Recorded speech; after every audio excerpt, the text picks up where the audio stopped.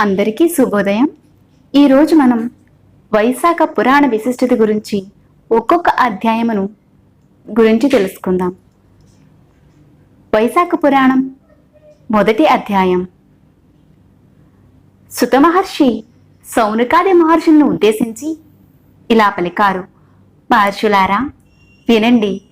రాజర్షియగు అంబరీషుడు బ్రహ్మమానస పుత్రుడగు నారదుణ్ణి చూసి నమస్కరించి, మహర్షి, మీరు అన్ని మాసముల మహత్యమును వివరించిరి.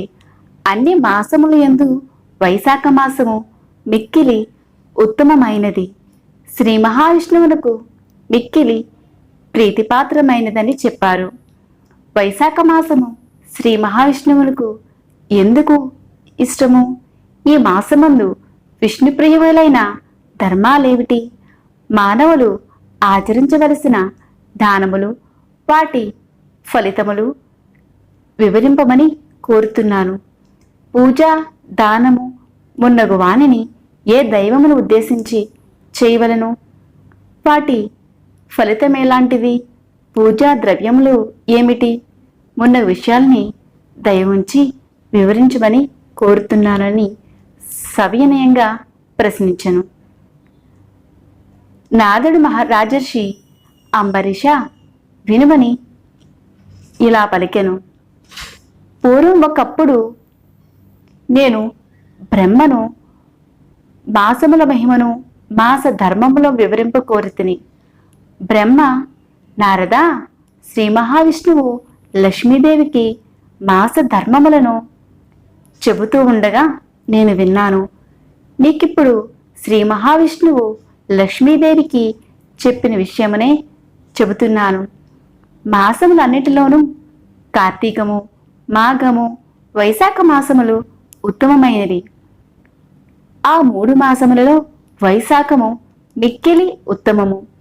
వైశాఖము ప్రాణులకు తల్లివలే సదా సర్వాభిష్టములను కలిగించును. ఈ మాస ఆచరించిన స్నానము, పూజ, దానము మున్నగునవి పాపములన్నిటినీ నశింపచేయును. ఈ మాసమున చేసిన స్నాన, పూజ, జప, దానాదులను దేవతలు సైతము తలవించి గౌరవింతురు.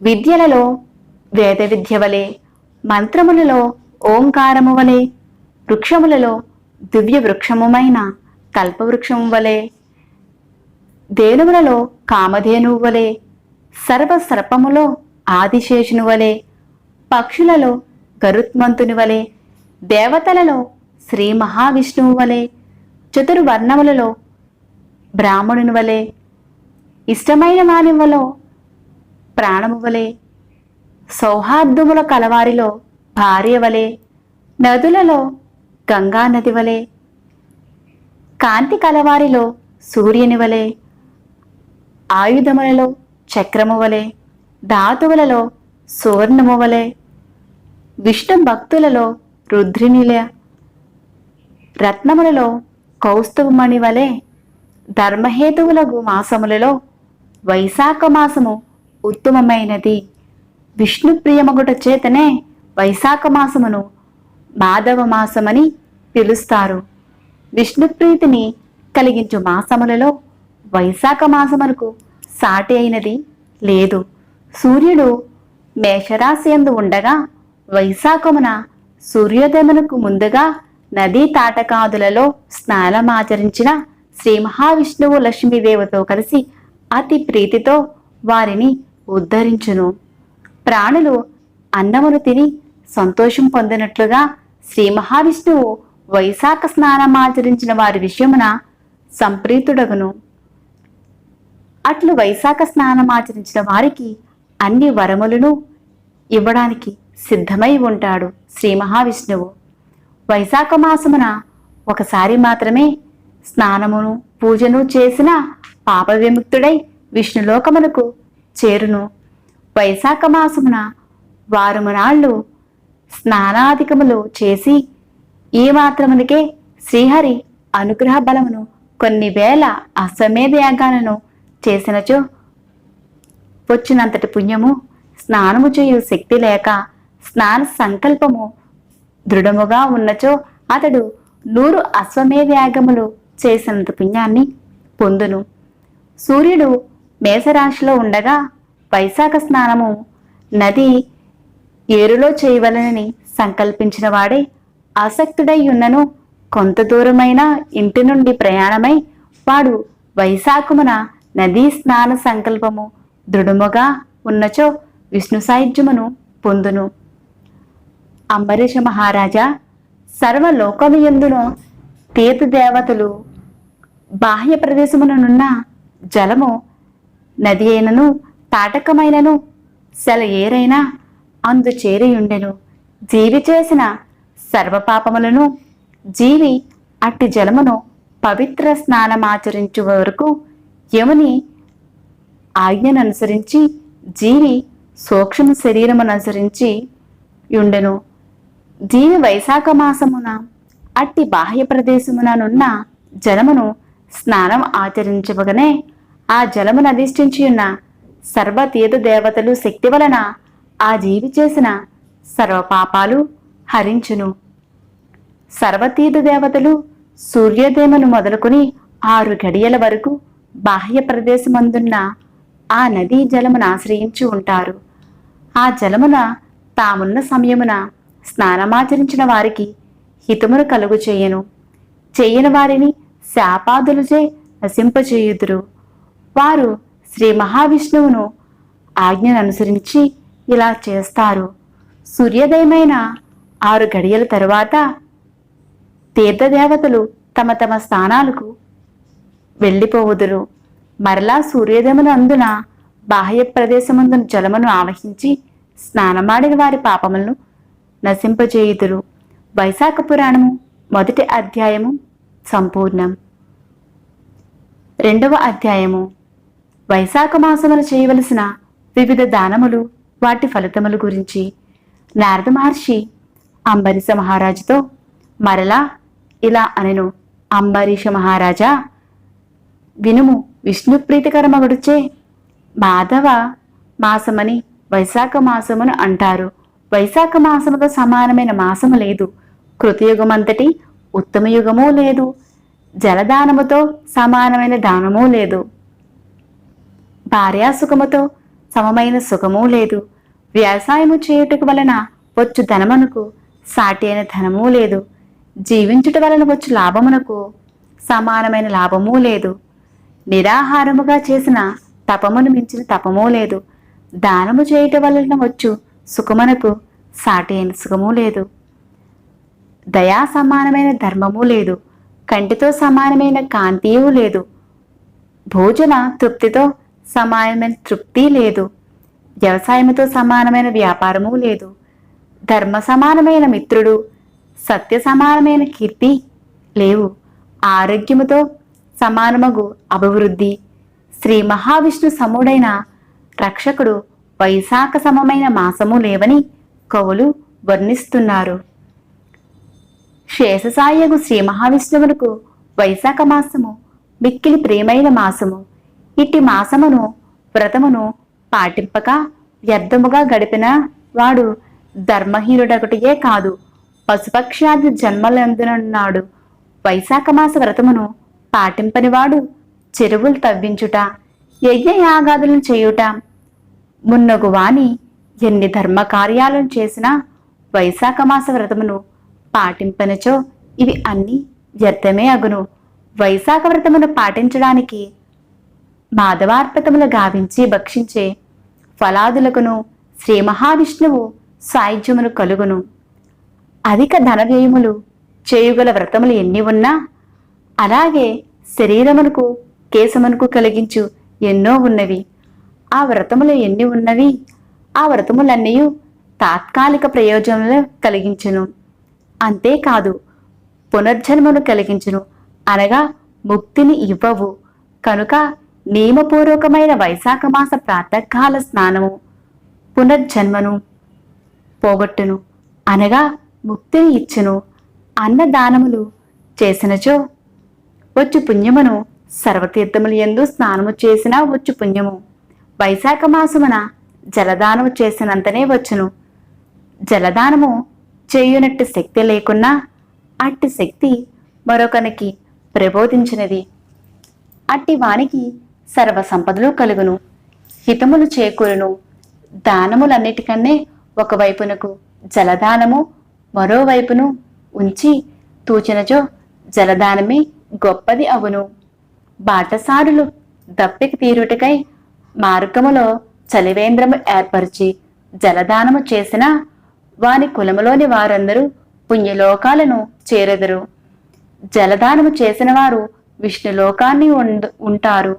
చలివేంద్రము ఏర్పాటు చేయుటచే బాటసార్లు, సర్వదేవతలు, పితృదేవతలు అందరూ సంతృప్తులై ప్రీతిని పొంది వరములు ఇచ్చును. ఇది నిస్సంశయముగా సత్యము సుమ.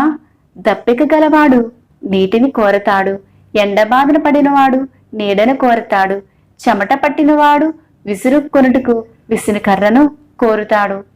కావున వైశాఖ మాసములో కుటుంబ సహితుడైన బ్రాహ్మణునకు జలము, గొడుగు, విసిరికర్ర దానం ఇవ్వాలి.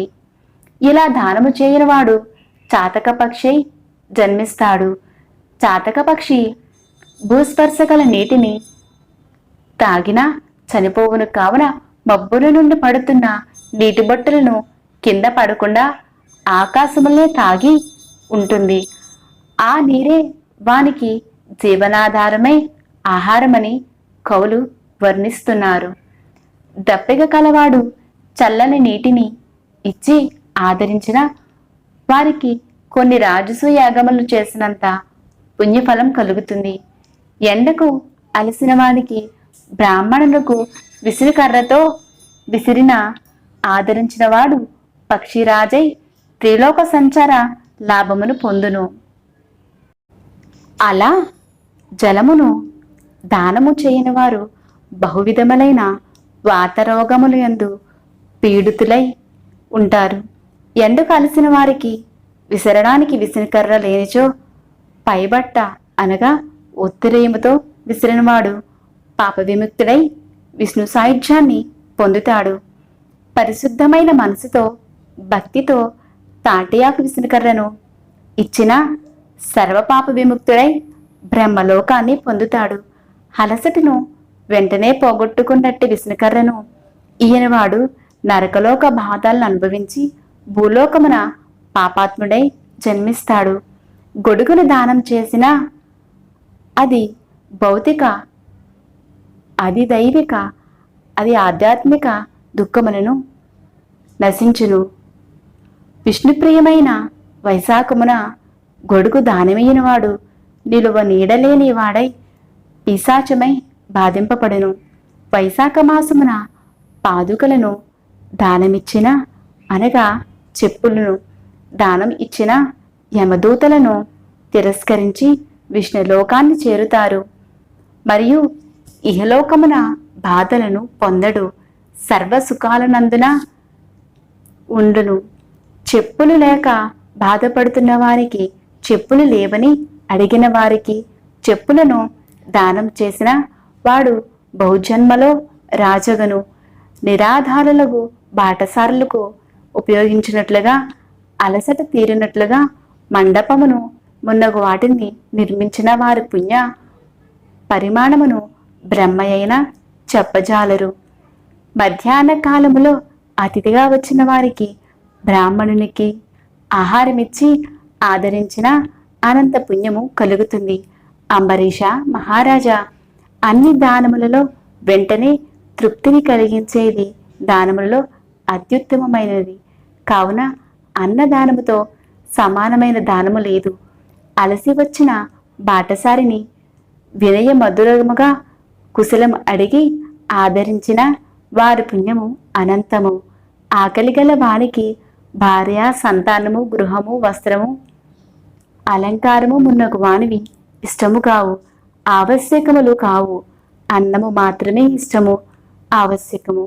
కాని ఆకలి తీరినచో ఇవి అన్నీ ఇష్టములు, ఆవశ్యకములు అవుతాయి. అనగా అన్నము, భార్య మున్నగు వారి కంటే ముఖ్యమైనది, ప్రశస్తమైనది. అట్టి అన్నదానము అన్ని దానముల కంటే ఉత్తమమైనదని భావము.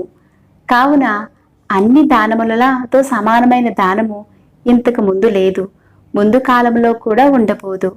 వైశాఖ మాసములో అలసిన బాటసారికి జలదానము, గొడుగు దానము, వ్యజజనదానము, పాదుకాదానము, అన్నదానము మున్నగు వాటిని చెయ్యినవారు పిశాచమై ఆహారము దొరక్క తన మాంసమును తామే భక్షించునట్టి ద్రవ వ్యవస్థను పొందుతారు.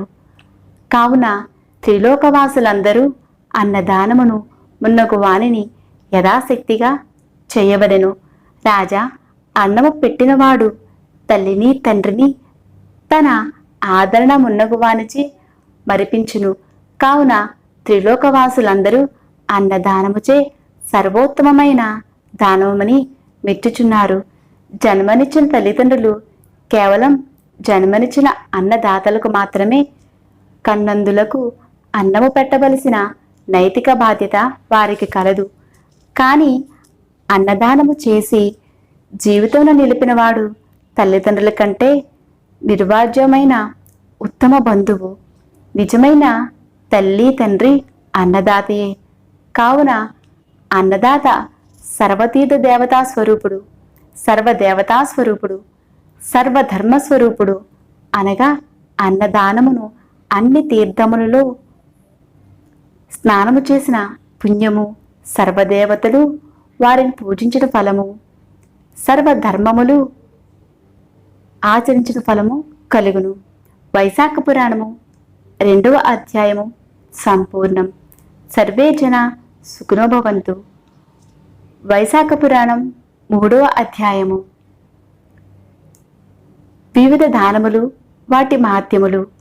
నారద మహర్షి మాటలను వినిన అంబరీష మహారాజు నారద మహర్షికి నమస్కరించి, మహర్షి, వైశాఖ మాసమున చేయదగిన దానములు ఇవేనా? మరి ఇంకొన్ని ఉన్నాయా? వాటి ఫలితాలని కూడా దయ ఉంచి వివరింపమని అడిగాను. అప్పుడు నారద మహర్షి ఇలా చెప్పెను. చల్లని గాలి తగులుచు సుఖనిద్రను కలిగించు మంచమును సద్బ్రాహ్మణ గృహస్థమునకు దానమిచ్చిన ధర్మ సాధనకు హేతువై శరీరమున వ్యాధి బాధలు లేకుండా జీవిస్తారు. ఎట్టి తాపత్రయములు ఆది వ్యాధులు లేకుండా సుఖముగా జీవింతురు. ఇహలోక సుఖములను అనుభవింతురు. పాపములు లేకుండా ఉందురు. అంతేకాదు, మహాయోగులకు సైతము పొందలేని అఖండ మోక్ష సామ్రాజ్యమునందున వైశాఖ మాసము ఎండలకు బాధపడిన వారికి బ్రాహ్మణ శ్రేష్ఠులకు శ్రమను పోగొట్టినట్టి ఉత్తమమైన పర్యాంకమును ఇచ్చి ఇహలోకమున ఎట్టి బాధను పొందరు. ఆ సత్పురుషుడు సద్బ్రాహ్మణుడు ఆశముపై శయనించను కూర్చున్నను దాత తెలిసి తెలియక చేసిన సర్వ పాపములను అగ్నిచే కర్పూరము దహింపబడినట్లు నశించును. ఇహలోక సుఖములను అనుభవించి మోక్షమును పొందును.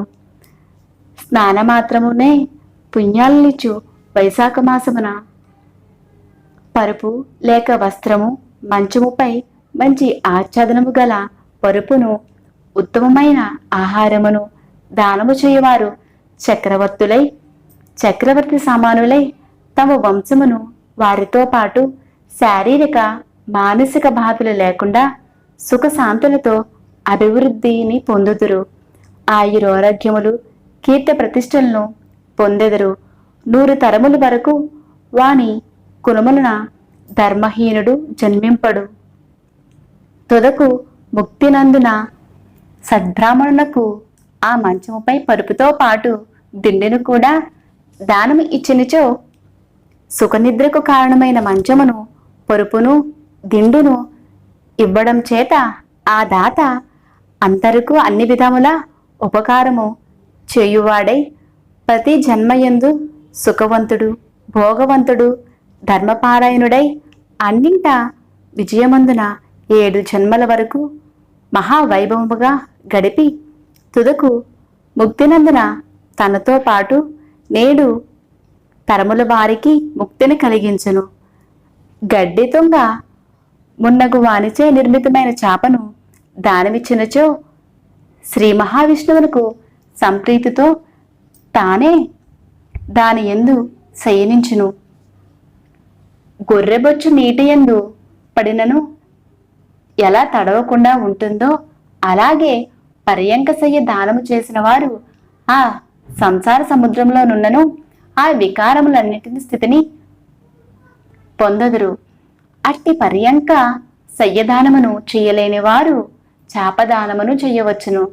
శక్తి ఉండి పర్యంక దానము చేసిన వచ్చినట్టు పుణ్యమే అశక్తులైన చాపను దానం చేసిన వారికి వచ్చును. పడుకొనిన వారికి నిద్రచే శ్రమ దుఃఖము నశించును. అట్టి నిద్రను కలిగించుట కటదానము దాతకు సర్వసుఖములను ఇచ్చును. రాజా, వైశాఖ మాసమున కమ్మళి దానము చేసిన వారికి అపమృత్యువును పోగొట్టి చిరకాలము నిశ్చింతగా సుఖజీవము కలవానిగా ఉంటాడు. ఎండచే పీడింపబడిన వారికి వస్త్రమును దానము చేసినచో పరిపూర్ణ ఆయుర్దాయము నంది తుదుకు ముక్తి నందును లోప తాపములను పోగొట్టి కర్పూరమును దానమిచ్చినచో ముక్తి ఆనందమును కలుగును, దుఃఖములు నశించును. ఉత్తమ బ్రాహ్మణునకు పుష్పములు దానమిచ్చినచో సర్వజనులను వశపరుచుకున్న మహారాజై చిరకాలము సుఖించును. కుమారులు మనవలు మున్నగు వారితో సర్వ సౌఖ్యములను పొందెదరు. సూర్యుడు మేషరాశిలో ఉండగా వైశాఖ మాసమున కర్పూర తాంబూలము దానమి ఇచ్చినచో చక్రవర్తి అయి మోక్షాన్ని పొందును. చర్మానికి ఎముకలకు గల సంతాపమును పోగొట్టు చంద్రమును దానం ఇచ్చినచో సంసార తాపత్రయము నశించి సుఖించును. దుఃఖములు పాపములు లేకుండా జీవించి ముక్తినందున కస్తూరి మున్నగు సుగంధ ద్రవ్యముల ఇచ్చినచో ఎట్టి బాధలు లేకుండా జీవించి మోక్షమునందున పద్మమాలను కాని అడవి మల్లెల మాలను కాని దానం ఇచ్చినచో చక్రవర్తి అయి సర్వజన మనోహరుడై చిరకాలము జీవించి ముక్తిని పొందును. వైశాఖ మాసమున మొగలి మల్లె పువ్వులు దానమిచ్చినచో మధుసూదని అనుగ్రహమున సుఖభోగములందు ముక్తిని పొందును. పోక చెక్కలను సుగంధ ద్రవ్యములను కొబ్బరికాయలను దానం ఇచ్చినచో నేడు జన్మల వరకు బ్రాహ్మణుడై జన్మించి పేద పండితులు ధనవంతుడై ఉండి 7 తరముల వారితో కలిసి ముక్తిని పొందును.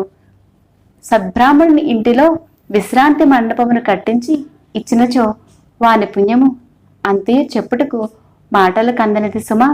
నీడనిచ్చి మండపమును నీడలోనున్న ఇసుకు తిన్నెల చలివేంద్రమును వీని నిర్మించి బాటసారులకు జనులకు ఉపకారం చేసిన వారు లోకాధిపతులగుతారు. మార్గమున తోట చెరువు నూతులు మండపములు వీనిని నిర్మింపజేసిన వారికి పుత్రులు లేకున్నా ధర్మలోపము అందువలన భయము లేదు. నూయి చెరువులు తోట విశ్రాంతి మండపములు చలవేంద్రము పరులకు ఉపయోగించు మంచి పనులు చేయుట పుత్రుడుకు ఇవి 7ను సప్త సంతానములని పెద్దలు చెప్తూ ఉన్నారు. వీనిలోనే ఒకటి చేయుకునను మానవులకు పుణ్యలోక ప్రాప్తి లేదు. సచ్చరిత్ర శ్రవణము, తీర్థయాత్ర, సజ్జన సాంగత్యము, జలదానము, అన్నదానము, రావి చెట్టును నాటడం, పుత్రుడు అను 7ను సప్త సంతానములని వేదవేత్తలు చెప్తున్నారు. 100 కొలది ధర్మ కార్యాలు చేసిన సంతానములైన వాడు పుణ్యలోక ప్రాప్తిని లేకుండటచే అతడు పైన చెప్పినవన్నీ 7 సంతానములో యథాశక్తిగా ఏదైనను ఒకదానిని చేసిన సంతానవంతుడై పుణ్యలోకమును పొందవచ్చు. పుణ్య పాపములు వివేకాశక్తి లేని పశువులు, పక్షులు, మృగములు, వృక్షములు సద్ధర్మాచరణ లేకపోవటచే పుణ్యలోక ప్రాప్తి నందవు. కాని పుణ్యపాప వివేచన శక్తి కలిగిన మానవులు సద్ధర్మములను ఆచరింపనిచో వారికి పుణ్యలోకం ఎలా కలుగుతుంది? ఉత్తములైన పోక చెక్కలు, కర్పూరము మున్నగు సుగంధ ద్రవ్యములు కల తాంబూలమును సద్బ్రాహ్మణులకు దానం ఇచ్చిన వారి పాపములన్నీ పోవును. తాంబూలదాత కీర్తిని, ధైర్యమును, సంపదను పొందును. నిశ్చయముగా రోగి అయిన వాడు తాంబూలము దానం ఇచ్చినచో రోగ విముక్తుడు అగును. ఆరోగ్యం కలవాడు తాంబూల దానం ఇచ్చినచో ముక్తిని పొందును. వైశాఖ మాసమున తాపహారకమైన మజ్జిగను దానమిచ్చినవాడు విద్యావంతుడు, ధనవంతుడు అగును. కావున వేసవి కాలమందున మజ్జిగ దానము తప్పక చేయాలి సుమా. వేసవి కాలమున ప్రయాణము చేసి అలసిన వానికి మజ్జిగ ఇచ్చిన మరింత పుణ్యం కలుగుతుంది. నిమ్మపండ్ల రసము, ఉప్పు కలిపిన మజ్జిగ దప్పిక కలవానికి హితకరముగా ఉంటుంది. వైశాఖ మాసములో దప్పిక తీరుటకై బాటసార్లకు, సద్బ్రాహ్మణులకు పెరుగుకొండ ఇచ్చినచో కలుగు పుణ్యము ఎంతటిదో నేను చెప్పచాలను. అంత పుణ్యము కలుగునని భావము. లక్ష్మీ వల్లభుడైన మధుసూదనకు ప్రేమైన వైశాఖ మాసమున శ్రేష్టమైన బియ్యమును దానమిచ్చిన వారు పూర్ణాయుద్ధమునకు అన్ని యజ్ఞములు చేసిన పుణ్యఫలమును పొందును. తేజరూపమైన ఆవు నెయ్యి సద్బ్రాహ్మణులకు దానం ఇచ్చిన వారు అశ్వమేధ యాగము పుణ్యము పొంది తుదకు విష్ణు పదమని చేరుతారు.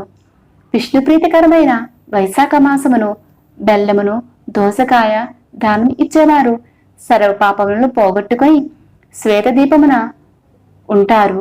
పగటి ఎండకు అలసిన వారికి సాయంకాలమున చెరుకు గడను బ్రాహ్మణులకు దానం ఇచ్చినచో వానికి కలుగు పుణ్యము ఎంతని చెప్పను.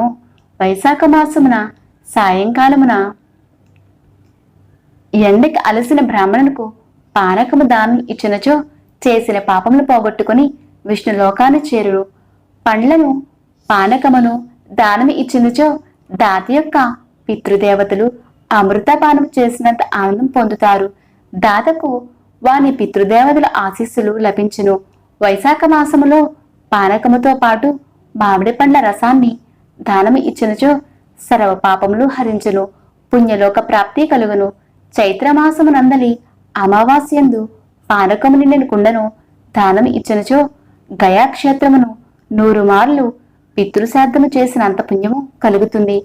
ఆ పానకమును కస్తూరి, కర్పూరం, వట్టివేళ్లు మున్నగు వారిని కలిపి చైత్రమాసములో నందలి అమావాస్యందు దానం ఇచ్చినచో వివిధ రీతులలో చేయవలసిన శ్రాద్ధముల నిర్వర్తించిన పుణ్యము కలుగును అని నారదుడు అంబరీష మహారాజునకు వివరించును. వైశాఖ పురాణం 3వ అధ్యాయము సంపూర్ణం. సర్వే జన సుఖినో భవంతు.